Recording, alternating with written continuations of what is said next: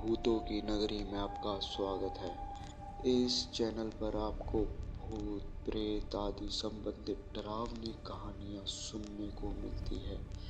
अगर आपको भी ऐसी कहानियाँ सुनना पसंद है तो हमारे चैनल को सब्सक्राइब करना ना भूलें। तो चलो बढ़ते हैं कहानी की ओर।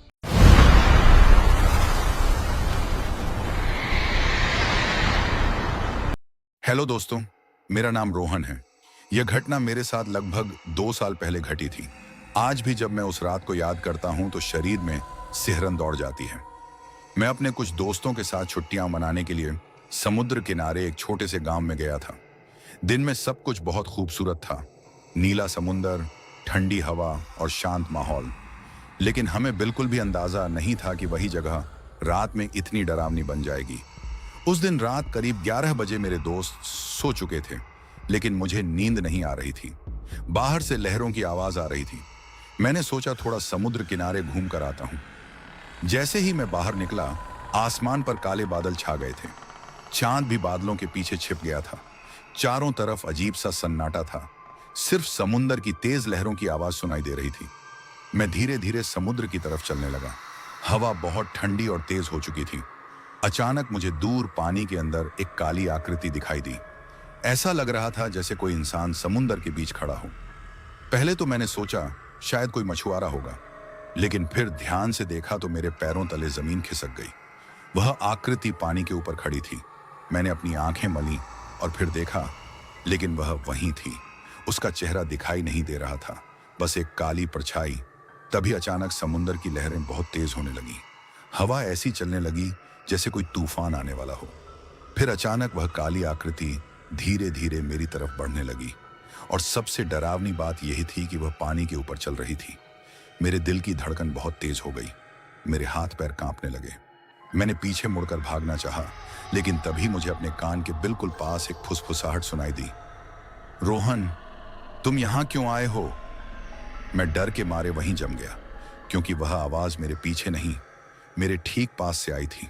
मैंने धीरे धीरे पीछे मुड़कर देखा, लेकिन वहां कोई नहीं था।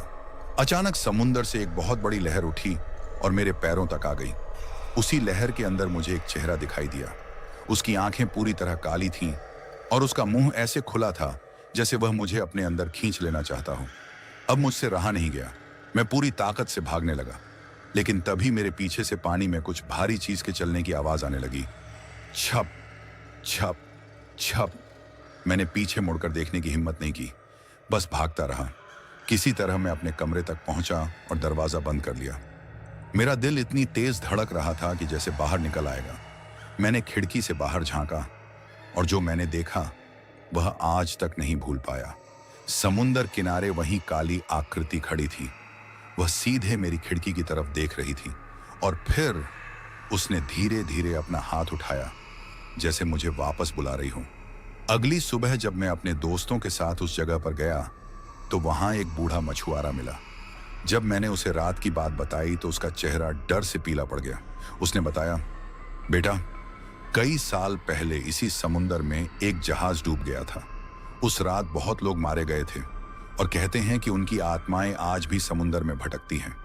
जो भी आधी रात को अकेला वहां जाता है उसे वे वापस बुलाती हैं।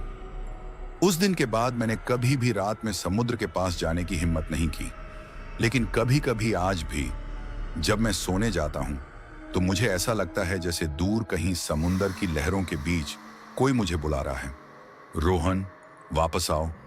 और यही सोचकर आज भी मेरे शरीर में सिहरन दौड़ जाती है।